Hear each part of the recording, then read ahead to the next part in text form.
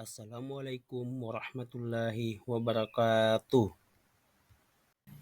Baiklah anak-anak, pertemuan kali ini kita akan belajar tentang sholat fardu.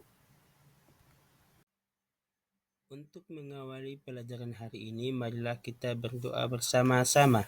Bismillahirrahmanirrahim. Raditu billahi rabba wa bil islami dina wa bi muhammadin nabiyya wa rasula rabbil jidni ilman warzuqni fahman. Amin.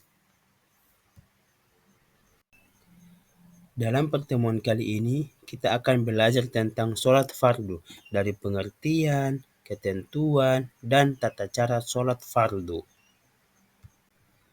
Anak-anak, ada yang tahu tidak apa itu sholat fardu? Sholat fardu secara bahasa berarti doa, sedangkan secara istilah, sholat adalah serangkaian ibadah yang diawali dengan takbiratul ihram dan diakhiri dengan salam. Nah, untuk sholat fardu itu sendiri, sholat fardu adalah sholat wajib 5 kali sehari sebagai perintah langsung dari Allah kepada setiap muslim. Nah, setelah kita membahas apa itu sholat fardu, sekarang kita membahas tentang jenis-jenis sholat fardu. Yang pertama sholat subuh, yang kedua sholat zuhur, yang ketiga sholat asar, yang keempat sholat maghrib, dan yang terakhir sholat isya. Kemudian syarat wajib sholat. Yang pertama harus beragama Islam, yang kedua berakal sehat, dan yang ketiga balik. Kemudian ada syarat sah sholat. Yang pertama suci dari hadas dan najis, yang kedua menutup aurat, ketiga masuk waktu sholat, dan yang keempat menghadap kiblat. Materi yang selanjutnya itu tentang rukun sholat. Nah, anak-anak, berikut adalah rukun-rukun sholat ya. Yang pertama niat, yang kedua takbiratul ihram, yang ketiga berdiri bagi yang mampu, yang keempat membaca surah Al-Fatihah, yang kelima ruku', yang keenam i'tidal, yang ketujuh sujud, yang kedelapan duduk di antara dua sujud, yang kesembilan tasyahud akhir, yang ke-10 membaca sholawat Nabi, yang ke-11 salam, dan yang ke-12 tertib. Untuk selanjutnya, mari kita bersama-sama membahas niat. Niat dalam hati ya, untuk melaksanakan sholat yang dituju, seperti sholat subuh, zuhur, asar, maghrib, dan isya. Niat dilakukan bersamaan dengan takbiratul ihram. Untuk selanjutnya yaitu takbiratul ihram, yaitu mengangkat kedua tangan sambil mengucapkan Allahu Akbar. Ini menandakan dimulainya sholat.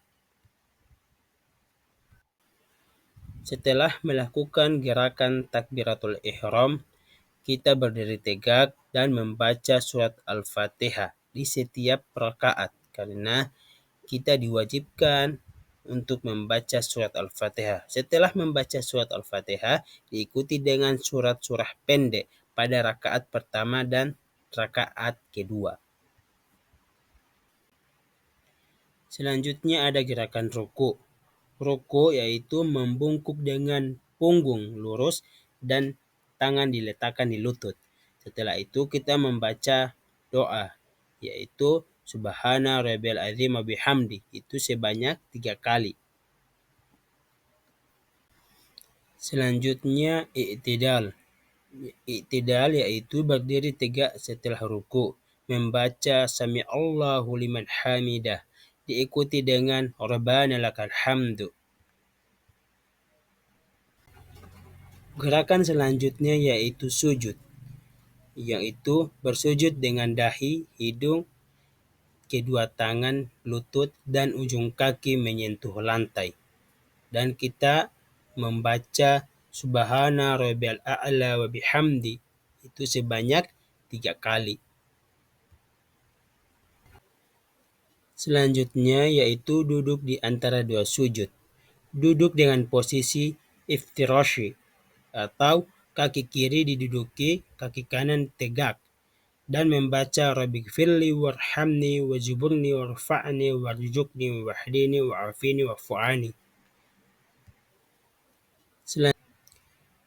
Nah, gerakan selanjutnya yaitu tasyahud. Tasyahud dibagi menjadi dua ya, yaitu tasyahud awal dan tasyahud akhir.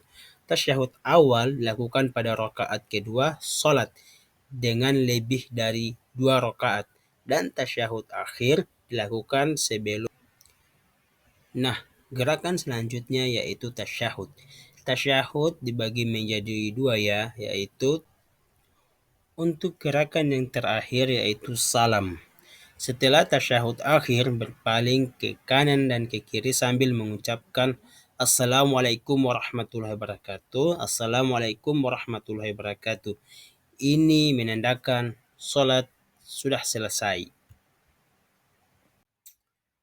Untuk materi selanjutnya yaitu tentang sunah-sunah sholat fardu. Yang pertama, mengangkat kedua tangan saat takbiratul ihram. Yang kedua, bersedekap setelah berdiri. Yang ketiga, membaca doa iftitah. Yang keempat, membaca surah-surah pendek setelah surah Al-Fatihah. Yang kelima, mengerahkan pandangan ke arah sujud. Yang keenam, membaca kunut saat sholat subuh. Dan yang terakhir yang ketujuh, mengucapkan salam kedua. Setelah kita sudah mempelajari tentang sunah-sunah sholat, sekarang kita akan membahas hal-hal yang bisa membatalkan sholat. Yang pertama, makan dan minum dengan sengaja. Yang kedua, berbicara di luar bacaan sholat. Yang ketiga, banyak bergerak di luar gerakan sholat. Yang keempat, meninggalkan rukuk syarat sholat dengan sengaja. Yang kelima, tidak boleh tertawa.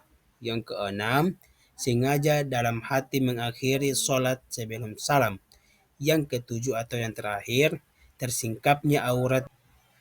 Setelah kita sudah mempelajari tentang, nah, mungkin itu yang bisa Bapak sampaikan. Mohon maaf jika ada kata-kata yang salah.